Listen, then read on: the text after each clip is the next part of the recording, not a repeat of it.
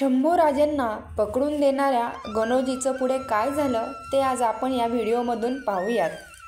31 जानेवारीची रात्र पन्हाळागड शांत होता.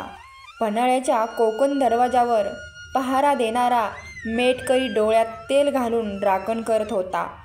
अशातच त्याला दूरवर पेटत्या मशालीची रांग दिसली. प्रकरण त्याच्या ध्यानात आलं. तसाच तो पळत बालेकिल्ल्यात धावत आला आणि सरनौबत मालोजी घोरपडे यांना भेटून त्यांना सांगितलं की घात झाला. घोरपडे बाबा, कोल्हापूरचा तळ संगमेश्वरच्या रोखान दौडतोय, पण नेमकं घोडे किती आहेत हे कळेना. लगेच पन्हाळ्यावरून हुकूम सुटले. मलोजी, संताजी व बहरजी यांना सोबत घेऊन कोकण दरवाज्यांना पन्हाळा उतरले आणि संगमेश्वराच्या दिशेने त्यांनी घोड्यांची टाच मारली.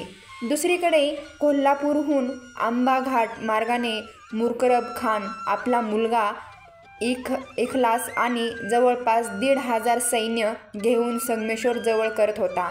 काही वेळानं संगमेश्वरात थांबलेल्या संभाजी महाराजांच्या कानावर ही बातमी पडली. एकीकडे रायगडला वेढा पडलेला होता, दुसरीकडे शत्रू चालून येत होता.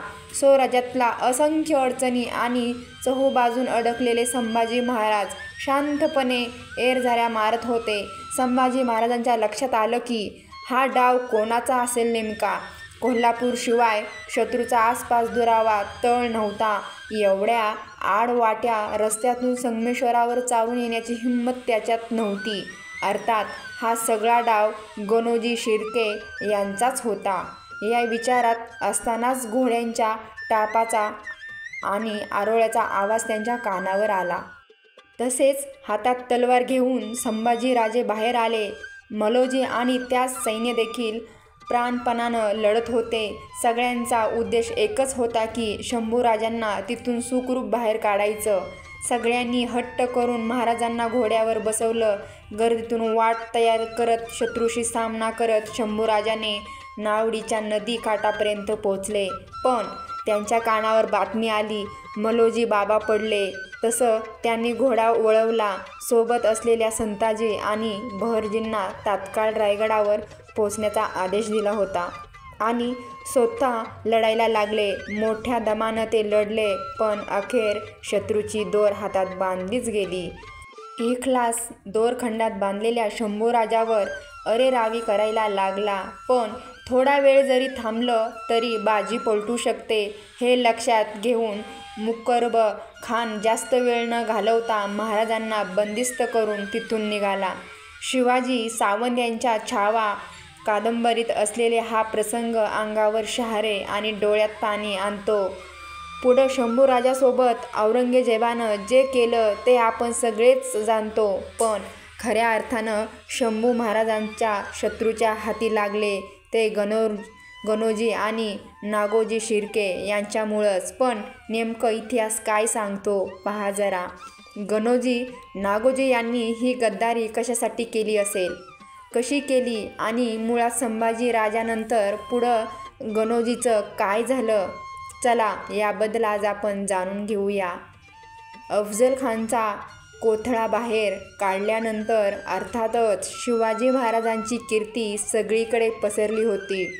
त्यानंतर त्यांनी शृंगारापुढे आपलं लक्ष वळवलं.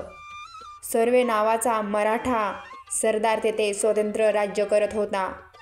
सूर्याचा प्रभाव केल्यानंतर त्यांचे पराक्रमी सरदार पिलाजी शिर्के यांच्यावर महाराजांचा प्रभाव पडला होता आणि ते स्वराज्यात आले. महाराजांनी त्यांना आपलंसं करून शृंगारपूर आणि आजूबाजूची काही गाव इनामात दिली होती. पुढे त्यांच्यासोबत नातंही तयार झालं. ही सगळी व्यवस्था, हे सगळं नातं पुढे चालू ठेवण्यासाठी शिवरायांनी आपली मुलगी राजकुमारी बाईचा विवाह पिलोजी पुत्र गणोजी यांच्याशी लावून दिला होता. शिर्के यांची लेक येसूबाई यांना सून म्हणून आपल्या घरात आणलं होतं. तेव्हा वतनदारी ही महत्त्वाची समजली जात होती आणि आपल्या परिसराची वतनदारी आपल्यालाच मिळवावी हे गणोजीराव शिर्के यांच्या मनात इच्छा होती. पुढे अनेक वेळा त्यांनी येसूबाई आणि संभाजी महाराजांना ही इच्छा बोलून दाखवली, पण वतनदारीच्या आडून सर्वसामान्य शेतकऱ्यावर अन्याय होता.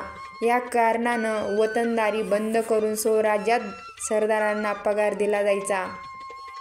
नातेवाईक असूनही आपल्याला वतनदारी का मिळत नाही याचा राग मनात ठेवून गणोजी शिर्के यांनी औरंग्यासोबत आपले संबंध वाढवले. अर्थात याची खबर छत्रपती संभाजी महाराजांना लागली होतीच, पण तेथे चालू असलेल्या हालचालींचा मागोवा घेण्यासाठी यांनी एकदा कवी कलश यांना तेथे पाठवलं आणि त्यांचा फारसा फायदा झाला नाही.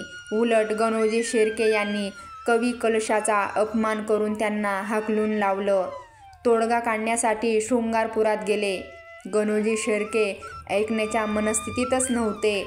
पुढं त्यातून युद्ध झालं. अर्थात युद्धात शिर्क्यांना माघार घ्यावी लागली. पण आपली माणसं आपल्याच विरोधात जातात, स्वराज्याच्या विरोधात जातात हीच खर शंभूराजांच्या मनात अजूनही सलत होती. युद्ध झाल्यानंतर कवी कलश यांनी काही काम सांगून महाराजांना पन्हाळ्याच्या दिशेने आले. पुढे 32 शिराळा, सातारा, वाईमार्ग, महाड घाटाने रायगडावर ते पोहोचणारच होते. पन्हाळ्याला आल्यावर काही निवडायची काम त्यांनी आटोपली आणि मालोजी बाबाशी बोलत असताना त्यांना कळलं की शत्रू कोल्हापुरात ठाण घेऊन बसलाय. पन्हाळ्यावर त्याचा डोळा होता, पण मालोजी समोर त्यांचा निभाव काहीच लागेना.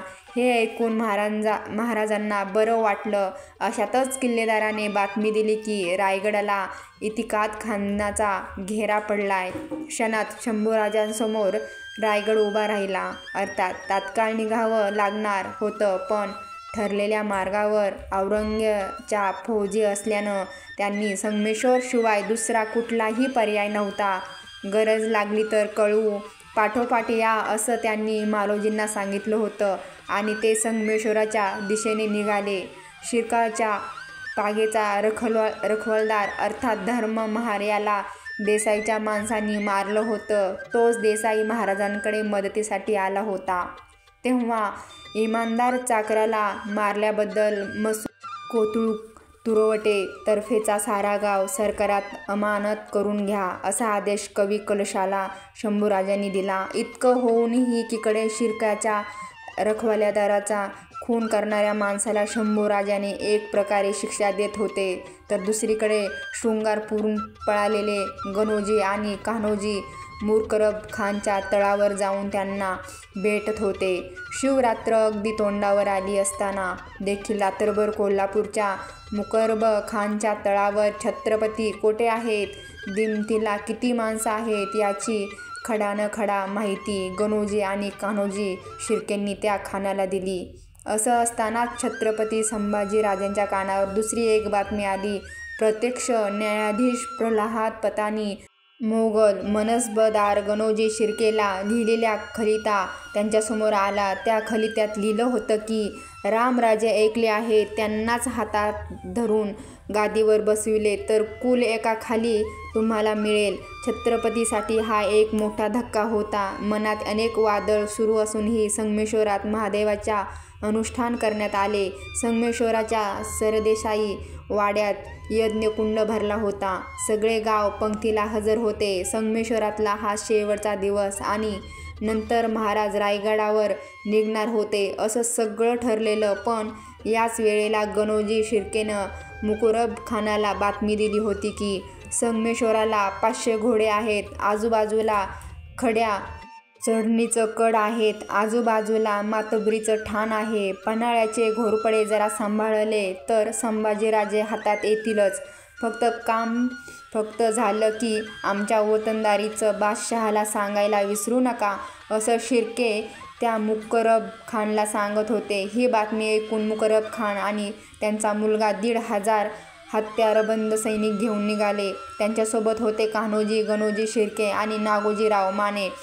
जिथे शंभूराजांना थांबवले होते तिथेच नेमकं कसं जायचं हा रस्ता गणोजी त्यांना सांगत होते. अर्थात त्यांच्यामुळेच रात्र असूनही तो कठीण रस्ता तुडवत ते संगमेश्वरात पोहोचले आणि पुढं होताच नव्हतं झालं. शंभूराजे गेल्यानंतर गणोजी औरंगजेबाच्या सैन्यात होते.